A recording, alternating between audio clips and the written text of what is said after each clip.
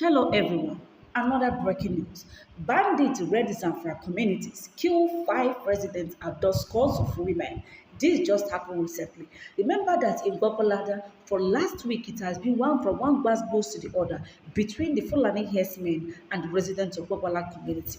My people, so today we wake up with another news that bandits raid Zamfara communities and killing almost 5 residents, abduct scores of women. So according to this news, they say according to local sources, the bandits launched coordinated assault on 16 villages between Saturday and Sunday, leaving destruction and fear in their wake. This happened just for 2 days. That is between Saturday and Sunday. So, a wave of deadly attacks by bandits has left at least 5 people dead and scores of others, mostly women, abducted in Kaura, Namauda local government area of Zamfara state. According to local sources, the bandits launched coordinated assault on 16 villages between Saturday and Sunday, leaving destruction and fear in their wake.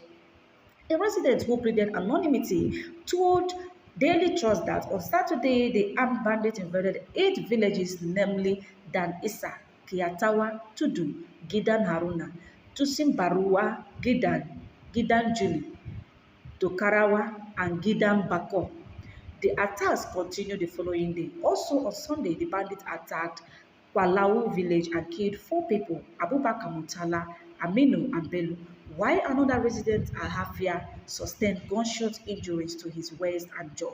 He was rushed to the Kaura Namoda General Hospital for medical treatment, the resident also added. So in the disturbing escalation, the bandits stormed the village on Saturday night, using it as a route to launch further attacks on surrounding communities. However, local vigilantes confronted the gang on their return. Our local security operatives blocked the main entrance to the village and engaged the bandits in a gun battle. The exchange of gunfire lasted for nearly 30 minutes before the bandits eventually retreated, the residents said. I think kudos to the local security operatives who at least try to engage with these people, because if it happened that they did not fight back, who know the kind of calamity that would have engulfed that particular community. So I'm happy that at least there was a retaliation from the security operatives in that particular community. So by the reprieve was short-lived. At about 10 a.m. on Sunday, the attackers returned with reinforcements, this time targeting the vigilante members directly. You see what is going on? You see, that is where as vigilante in any community, people have to be at alert.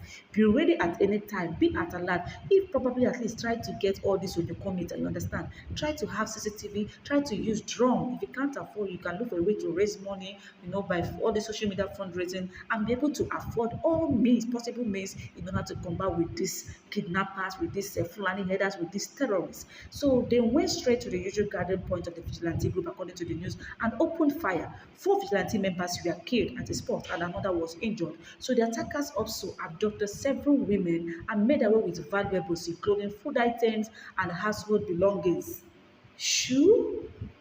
While residents are still counting the losses and searching for missing relatives, many believe the number of those abducted could rise. So, however, in neighboring villages, the bandits abducted several people, mostly women. As of now, we cannot determine the exact number of those abducted, as some residents are still hiding in the bush, making it difficult to ascertain the full scale of the incident, another local said. In the course of the raids, the bandits also looted livestock and goods from local shops in the neighboring villages of Gidan Juji and Gidan Bako. The bandits roasted a large number of domestic animals.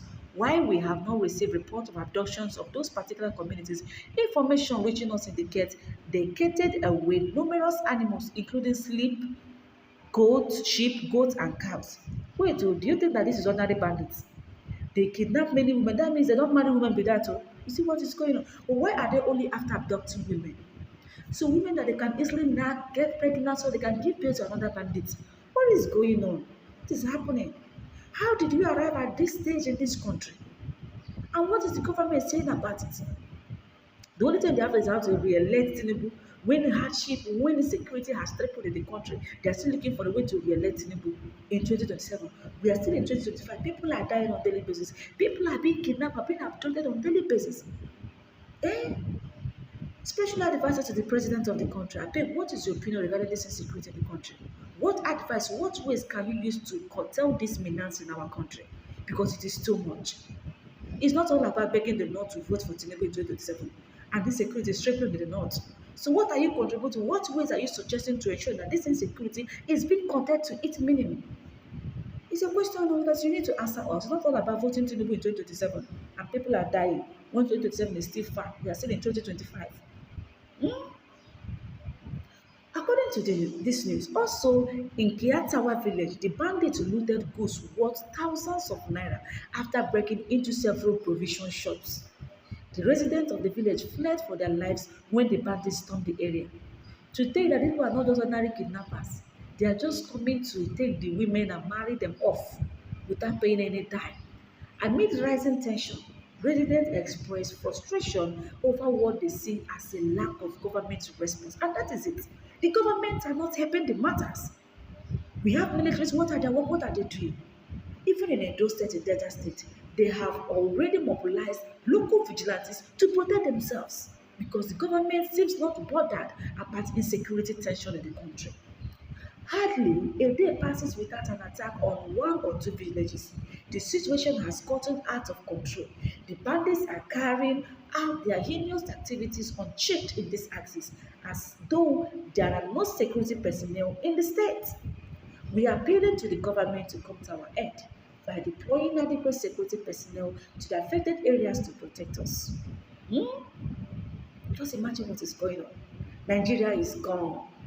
Nigeria is gone. And guess what is happening? The so-called PR of Tinubu is now begging the northern ex-lawmakers that they should at least allow Tinubu to finish what he started in 2027 polls. Eh? This is what Gbajabiamila said. Imagine what is going on. Now, hear what Gbajabiamila said. And feel free to drop a comment in the comment section. Things in Nigeria regarding 2027 Nigerian general election. We all know that things have been going on and off, and coalition are seriously ready to remove Tinubu from office, that is to vote APC out from Nigerian presidential election. So now this man known as Gbajabiamila has begged northern ex-lawmakers that they should allow President Bola Ahmed Tinubu to finish what he started. Do you understand what this man means? He meant that they should allow Tinubu to still continue his ruling from 2027. They should allow him to win in all polling units in 2027 general election. Wahala, they say, e be like bicycle. So here is the full details of this news. Ahead of 2027 general elections, Femi Gbajabiamila, the chief of staff to President Bola Tinubu, has called in former northern legislators to support his principal's re-election bid. Gbajabiamila, who made the appeal at a dialogue session in the Federal Capital Territory, Abuja, described Tinubu as a national leader who has carried every region along. Is this man okay at all? President Tinubu is not just a southern leader, he's a national leader who has carried every region along, Gbajabiamila said. He equally highlighted ongoing infrastructure projects in the north, including road networks, rail expansions, and agricultural revitalization efforts as evidence of the administration's commitment to equitable development. Gbajabiamila emphasized that Nigeria's progress on unity, continuity, and respect for political agreement. We are laying solid foundations today, and it is only right that the president is allowed to finish what he started, he said. The chief of staff pointed out the North is benefiting from the government initiative, from critical infrastructure to to policy reforms. The North is benefiting from a government that believes in equity and shared prosperity, he said. Gbajabiamila's appeal underscores the administration's effort to build support for Tinubu's re-election bid across the country. Now, you have stated that the North is benefiting. What of the East?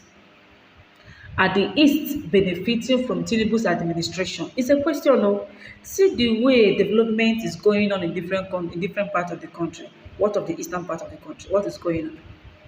What happened? It's a question. Is it only FCT that FCT minister will develop? Anyway, but guess what? If you see what Nigerians are commenting, the question I have to ask this man, if Tinubu is up and doing, if Tinubu is doing well, Would he stress himself for re-election? He wouldn't have stressed himself for re-election. If it happened that Tinubu actually did well, that is up and doing, that there is no hunger in the country, there is no inflation, this cost of goods and services are not there, everything is normal. You understand? You will not pressurize Nigerians to vote for you. You don't have any need to beg people to vote for him. If he is a good leader, people will vote him in back there. But guess what? Tinubu is not fit. His 2 years is already with hardship, already filled with hardship, terrorist attacks, and all kinds of atrocities has filled the country. Corruption has tripled under Tinubu's regime. Imagine renovating the international airport in Lagos State. How much billion this man put, getting closer to 1 trillion naira, and people are dying of hunger. You are still borrowing money. You remove fuel subsidy. The fuel subsidy you remove, what are you doing with the money? What is going on? Tinubu, you don't fit oh. You've already borrowed 54 million and still want to borrow to something million and join, making it a total of how much? Getting closer to 80 million, 80 trillion. May God help his children. Nigeria is gone. Nigeria is gone. Hmm? So Tinubu is now shaking. Really, you are feeling it hot. You are feeling the pressure from both Nigerians and the coalition. Yes, so if you think that it's not touching, it's actually touching. You never reach 3 years. Now 2 years una still dey. Body don dey portray, una body don dey shake. I see the hot. But wetin una gat to talk? Abeg drop am for comment section.